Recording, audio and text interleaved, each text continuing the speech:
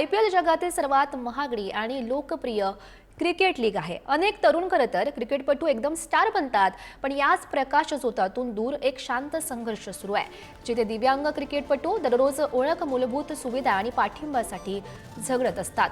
मुंबई आणि भारतभरातील क्रिकेट प्रशासनाकडे सुविधा आहेत, निधी आहे आणि संविधानिक तरतूदही आहे, ज्यांच्या आधारे दिव्यांग क्रिकेटला चालना दिली जाऊ शकते। पण ते उघडपणे काही दिसत नाही, ते म्हणजे इच्छाशक्ती।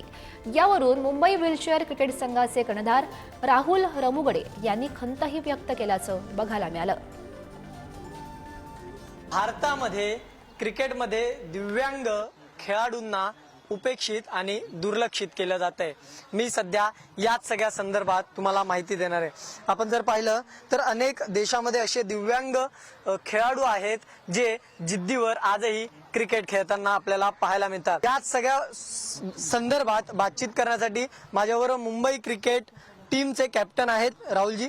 तुम्ही दिव्यांग आहात आणि असं असताना दुर्लक्षित होत आहे, काय नेमकी भूमिका आहे, काय नेमकी मागणी? करेक्ट की नमस्कार पहिलं तर की जसं तुम्ही बोललात पॅरालिम्पिकमध्ये एक प्लॅटफॉर्म मिळतोय दिव्यांगांना आणि तुम्ही बघितलात की ऑलिम्पिकपेक्षा पॅरालिम्पिकमध्ये दिव्यांग आपले मेडल जास्त आणतायत, पण त्याच पद्धतीत क्रिकेटमध्येही असं होऊ शकतं, पण आम्हाला प्लॅटफॉर्मच मिळत नाही।